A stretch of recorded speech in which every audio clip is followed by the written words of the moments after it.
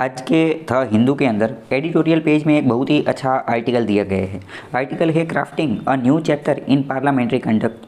शशि थरूर जी के द्वारा यह आर्टिकल लिखा गया है और इसके अंदर बताया गया है कि भारतीय पार्लियामेंट्री सिस्टम है, भारतीय जो संसदीय प्रणाली है, उसके अंदर पिछले कुछ समय से अगर हम चेक करें तो डिसरप्शन जो है वह ज़्यादा से ज़्यादा देखने को मिल रहा है। डिसरप्शन का मतलब क्या, मतलब कि ज़्यादा समय तक जो डिबेट और डिस्कशन जो होना चाहिए वो हो नहीं पाता है। क्यों? क्योंकि जो अपोजिशन या फिर एमपी जो है वो इस तरीके से प्रोटेस्ट करते हैं ताकि पार्लियामेंट की जो कार्यवाही जो है वो आगे नहीं बढ़ सकती है, सदन की जो प्रक्रिया होती है वो हो नहीं सकती है।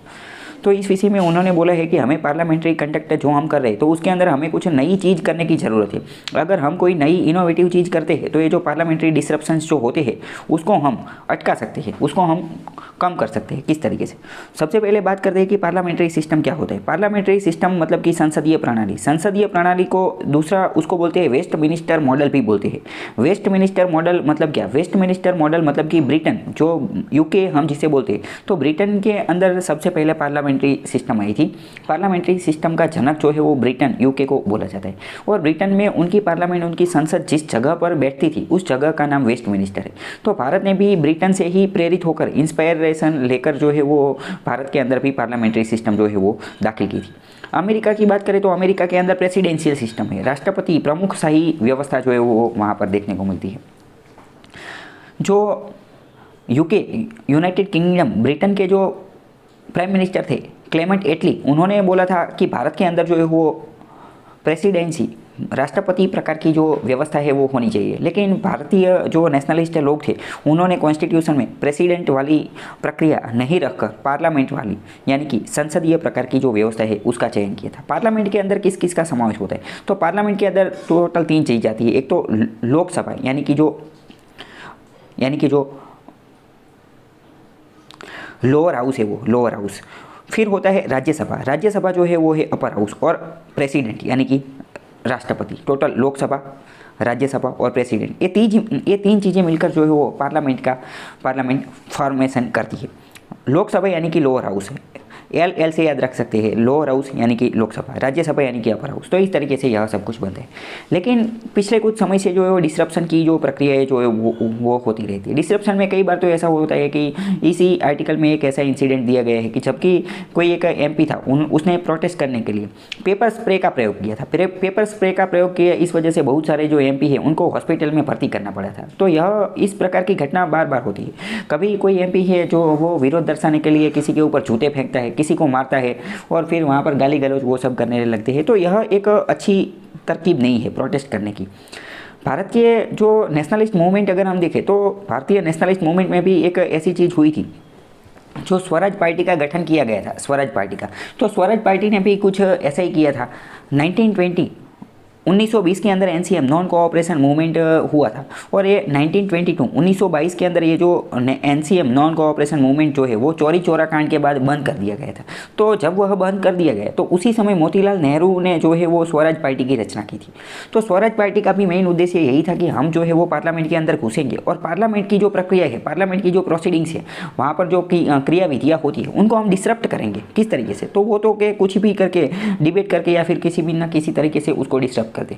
तो आज के समय में भी ये जो कुछ प्रोटेस्ट करने वाले लोग होते हैं, ऑपोजिशन या फिर कोई भी, वो कई बार जो है वो पार्लियामेंट्री सिस्टम जो है वो उसको क्या डिसरप्ट करने का काम करते हैं। जब वह डिसरप्ट होती है तो क्या होता है, अच्छी तरीके से डिबेट डिस्कशन हो नहीं पाती है, अच्छी पॉलिसी फॉर्मुलेशन नहीं हो पाती है।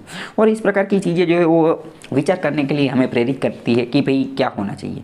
तो इस आर्टिकल में इसके कुछ सुझाव दिए गए हैं। इसके अंदर कुछ ऐसे सुझाव दिए गए हैं कि मान लो कि ये हमने पार्लियामेंट्री सिस्टम जो है वो वेस्ट मिनिस्टर यानी कि ब्रिटेन के पास से लिए, तो ब्रिटेन के अंदर ही कुछ ऐसी पार्लियामेंट्री तरकीब है जो हमें अपना लेनी चाहिए। वो कौन कौन सी है वो देखते हैं।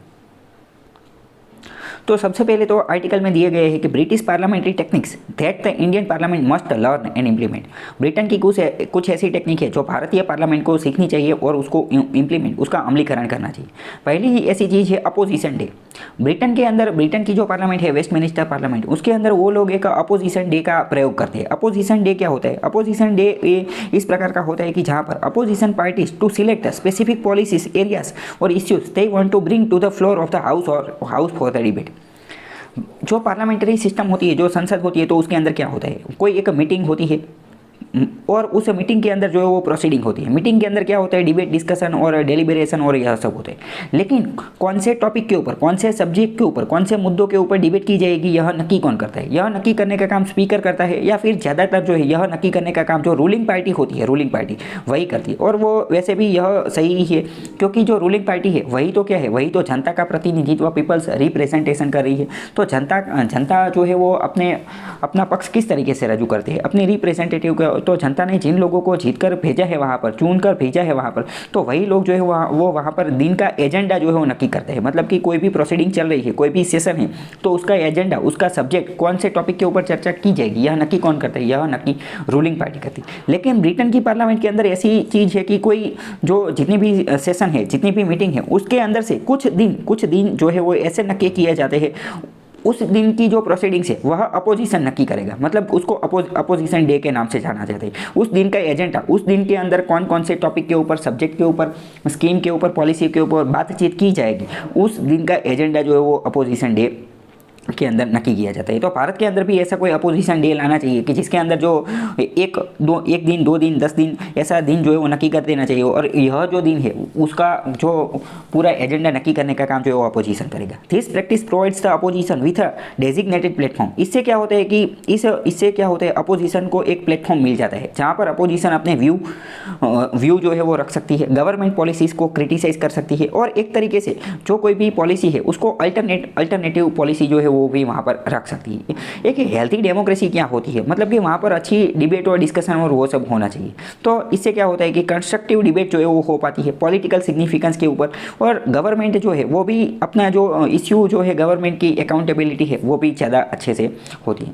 दूसरे नंबर की चीज़ क्या है, वो है PMQs। PMQs का मतलब जो ब्रिटेन में होता है prime ministers question time.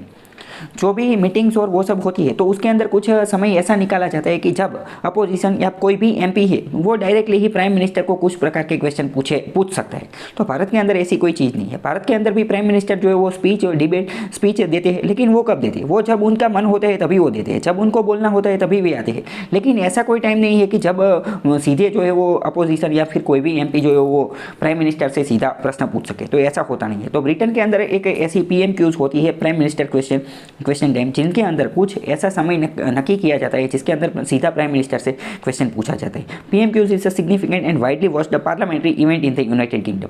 United kingdom के अंदर ऐसा एक चीज़ होती है जहाँ पर सीधा PM से क्वेश्चन पूछा जाता है, और यह बहुत ही फेमस है और सबसे ज़्यादा लोग इसे देखते हैं। इसके अंदर क्या होता है कि MP have the opportunity to question the prime minister about various issue. सीधे MP जो है वो सीधे प्राइम मिनिस्टर से अलग अलग इश्यू के बारे में क्वेश्चन पूछते हैं। दिस प्रैक्टिस, इससे क्या होता है, ट्रांसपेरेंसी एनहांस होती है, अकाउंटेबिलिटी और scrutiny of the government's action और डिसीजन, यह सब मजबूत रहता है। और it is known for spirited exchanges and serves as a key aspect of British parliamentary systems tradition to executive accountability. इससे क्या होता है कि एग्जीक्यूटिव की जो अकाउंटेबिलिटी है वो भी रोबूस्ट बनती है और उसको भी एक तरीके से अच्छा बल मिलता है।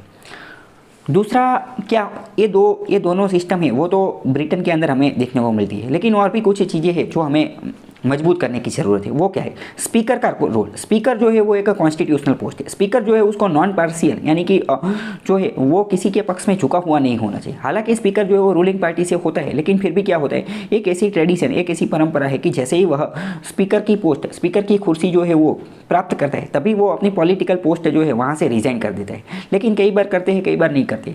लेकिन क्या होता है, रिजाइन करने के बाद भी वो अपनी रूलिंग पार्टी की और जो है थोड़ा बहुत झुका रहता है। मतलब कि स्पीकर की पोस्ट कॉन्स्टिट्यूशनली तो क्या बोला गया है कि निष्पक्ष है, लेकिन ओरिजिनल में वह प्रैक्टिकल में उतनी निष्पक्ष होती नहीं है। स्पीकर कई बार जो रूलिंग पार्टी होती है उसकी तरफ झुका हुआ होता है। तो इस प्रैक्टिस को भी सुधारने की जरूरत है। एक बार हम फिर से बात करते हैं कि यह पूरा आर्टिकल क्या है। तो इसके अंदर बात किया गया था कि ये जो पार्लियामेंट्री सिस्टम है उसके अंदर अभी डिसरप्शन के केस है वो दिन ब दिन बढ़ते जा रहे हैं। तो इस डिसरप्शन को अटकाने के लिए क्या करना चाहिए, तो ब्रिटेन की कुछ सिस्टम है उसको हमें फॉलो करना चाहिए। पहली सिस्टम क्या कि अपोजिशन डे जो है वो ऐसा कुछ होना चाहिए, PM क्वेश्चन टाइम ऐसा कुछ होना चाहिए, और दूसरा है स्पीकर के रोल वाली। तो यह चीज़ें आपको याद रखनी।